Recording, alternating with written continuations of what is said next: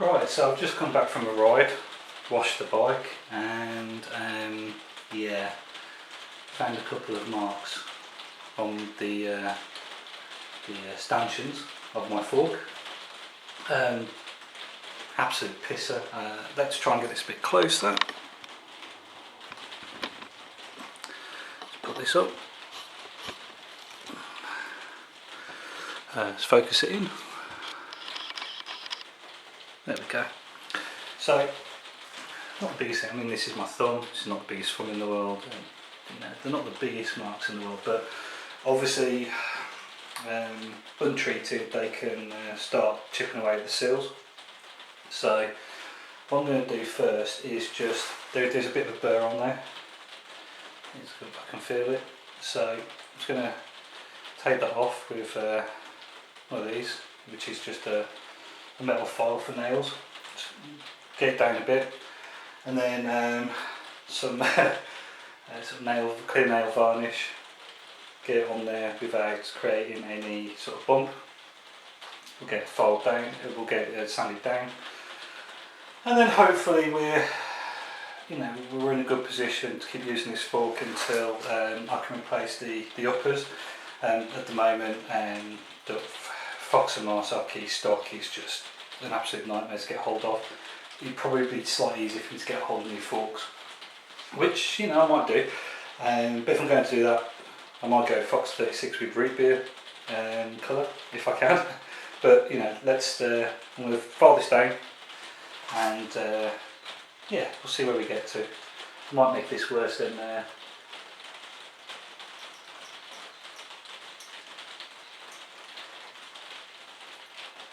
Actually, you know what? There's no real burr there. So I'm running this across the stanchion and not picking. Actually, there's one there.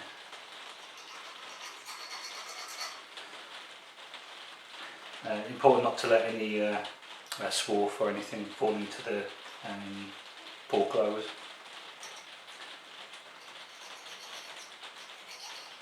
If you're not a complete pleb like me, you might have actually put a cloth out.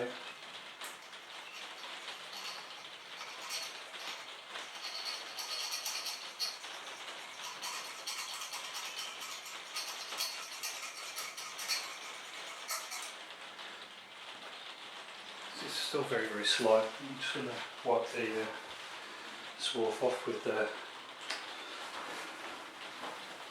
cloth I had a minute ago. Microfiber cloth, very useful for picking up small particles of crap. So just bring this back.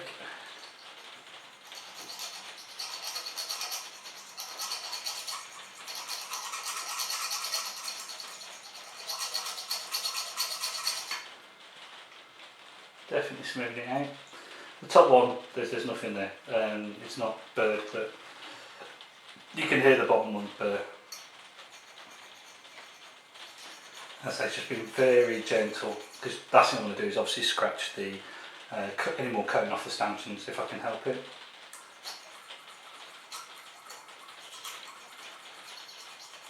Just doing a side-to-side motion, as you see, just following the curvature of the fork. Doesn't seem to be catching now. I'm just going to go over it again.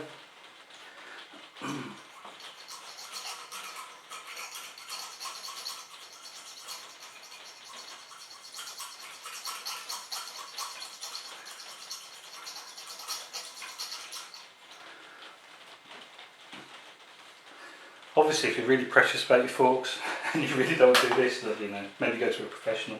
But quite frankly, what is a professional going to do with them? They're not going to warranty this sort of repair. That's perfect. Right. So now we'll get the female. That's terrible, isn't it, in this day and age? But I'll get out the nail varnish now. It's in a box right at the bottom, so I'll stop the video here for a minute. So you can probably tell I've done this before because I have all the kit. So yeah, honestly, I don't tend to do my nails. I'm not that precious over my nails.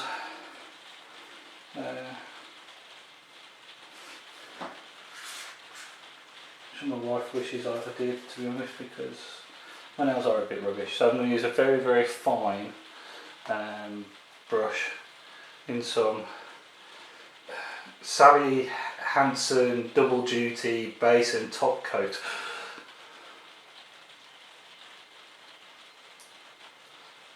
And it really is just be very, very gentle, build it up, don't be impatient. It will take a while. I mean, you can actually just lump a load on and then sand it off if you really, really wanted to. That's what some people do.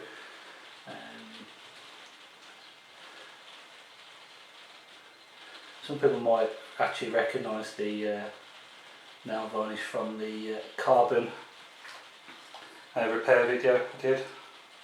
Can you repair a carbon frame with nail varnish?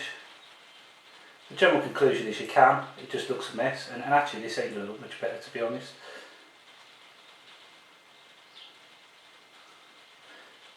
I've gone a bit too big there, so I'm just going to wipe that off before it dries, because I really don't want to be doing this all day.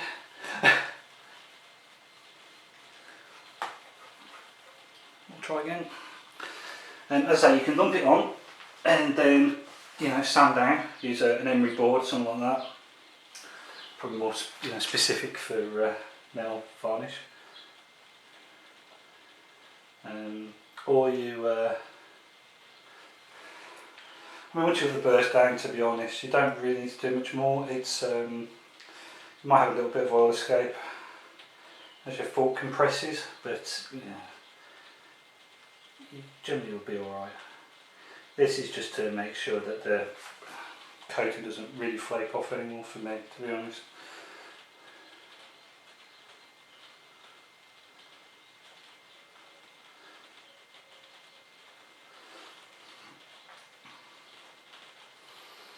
Gravity probably helps as well, so if you put your fork like horizontal, so the burrs or the damage is facing upwards, you might get a bit more, it might be a bit easier, but obviously forks are cylindrical, so it just potentially just falls down the side. What you really want to do is you just want to build this up gently, and then you're just filing off the top.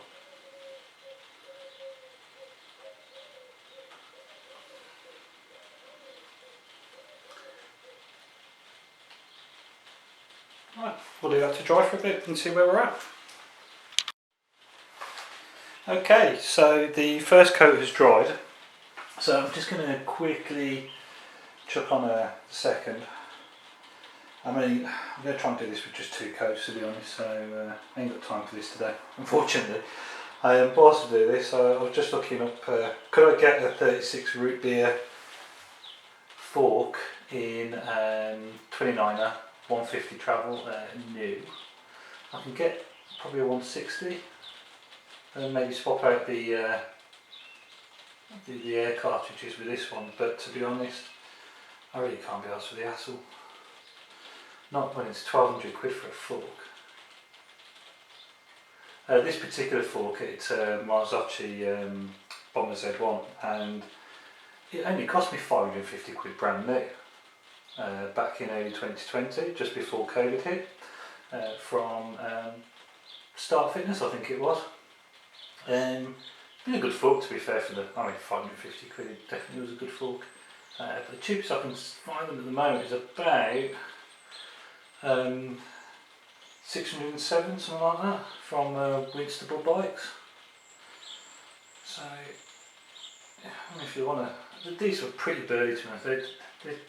This fork has been properly abused. I was just a bit surprised that I've gone out on a very, very gentle XC ride, and I've come back with damage. Bit of a piss take. But we're going to let that one dry again, and I'll come back and then we'll use an emery board to sand it down. Okay, let's just make sure this is still in focus, because I've just probably brushed past the bike. There we go. Right, so I've done the 2 coats, they're both dry, so I've got an emery board which I've borrowed from the wife, She's not wanting this back. Now there's a coarse side on an emery board, and there's like almost a polished side. Now I'm not an expert in emery boards, but you know what we're going to do is with the hard side, just take off the top until it gets it basically matches the fork, so that the level of the dried varnish matches the level of the rest of the stanchion. It's really important not to go too hard, and then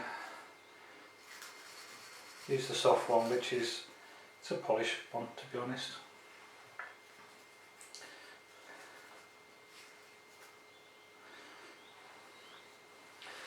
If you can, just work the area you need to work.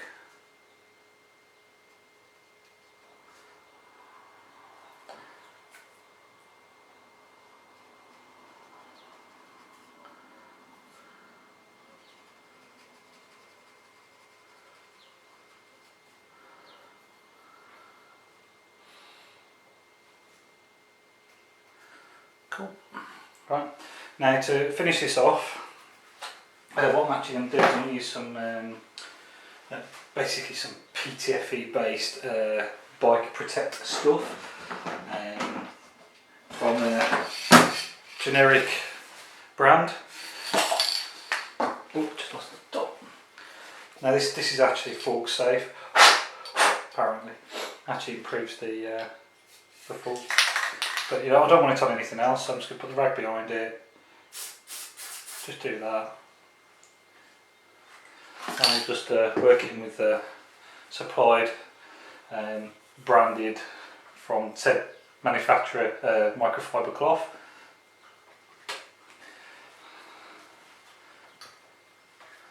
To be honest, it's more to just help reduce the friction around there and probably fill in some of the very minor scratches that would have come about from the filing process.